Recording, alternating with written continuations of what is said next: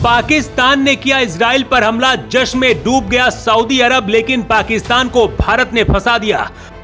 पाकिस्तान ने कर डाला अपने परमाणु का सौदा, नेतन्याहू का आदेश मिलते खतरे में आए ये 3 मुस्लिम देश।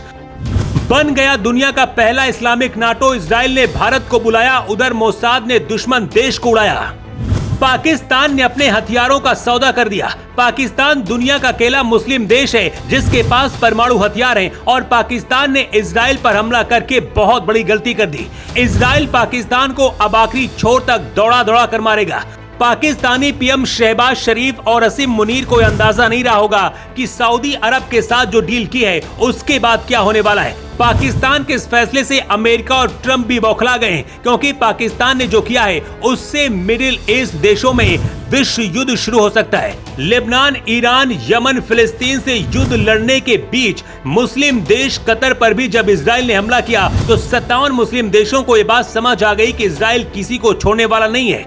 मुस्लिम देशों के संगठन ओआईसी ने इमरजेंसी मीटिंग बुलाई, जिसमें 57 मुस्लिम देशों ने एक साथ इजराइल के साथ युद्ध लड़ने की रणनीति तैयार की। सभी मुस्लिम देशों ने नाटो की तरह ही एक संगठन बनाने की तैयारी कर रहे हैं। मतलब अगर किसी भी मुस्लिम देश में अगर हमला हुआ तो सभी 57 मुस्लिम देश एक होकर युद्ध लड़ेंगे। लेकिन कतर के दोहा में जहां ये मीटिंग हुई, बाहर आते कई मुस्लिम देश चुपचाप पतली गली से निकल गए, क्योंकि उनको पता है कि इजराइल से पंगा लेने का मतलब क्या है।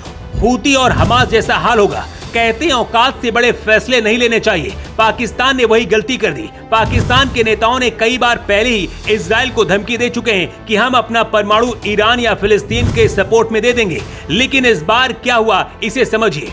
कतर में इजराइल के हमले के बाद सऊदी अरब को भी डर है कि इजराइल उसे भी निपटा सकता है, इसलिए सऊदी अरब ने पाकिस्तान को मुर्गा बनाया। पाकिस्तानी पीएम शहबाज शरीफ को बुलाया और कहा, देखो शहबाज, तुम्हारे पीछे इंडिया पड़ा है और हमारे पीछे इजराइल पड़ा है।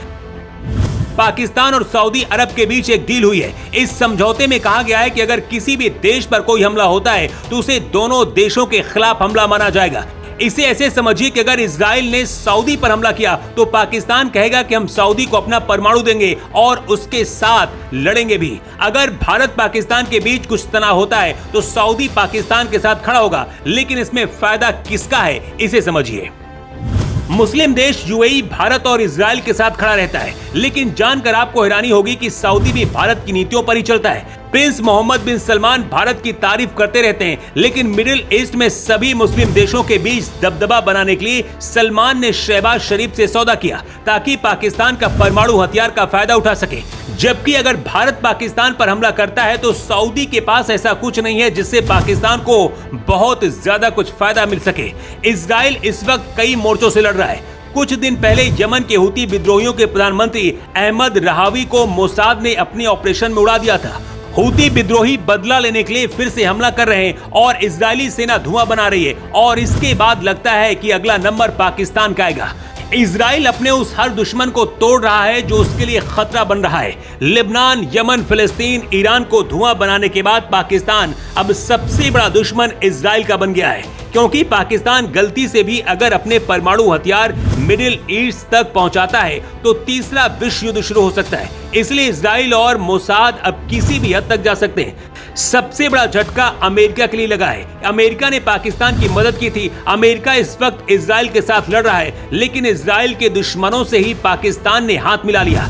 इसलिए इस बार पाकिस्तान को अमेरिका भी नहीं बचा पाएगा और इसका सबसे बड़ा फायदा भारत को होने वाला है। इस बार अगर भारत पाकिस्तान के अंदर घुसता है तो अमेरिका, चीन भी पाकिस्तान का साथ नहीं देंगे। पाकिस्तान के साथ डील करके सऊदी अरब तो जश्न मना रहा है, लेकिन सवाल है कि अब पाकिस्तान को इजराइल और मोसाद से कौन बचाएगा। सऊदी अरब से डील करके पाकिस्तान ने इजराइल को भी मौका दे दिया है कि भारत के साथ मिलकर कहीं नक्शे से ही ना मिटा दे। कहा तो ये भी जा रहा है कि इजराइल की मोसाद जिस दिन चाहेगी पाकिस्तान के सभी परमाणु गायब हो सकते हैं। वैसे आपकी राय क्या है, कमेंट बॉक्स पर लिखकर आप जरूर बताएं। Bureau report.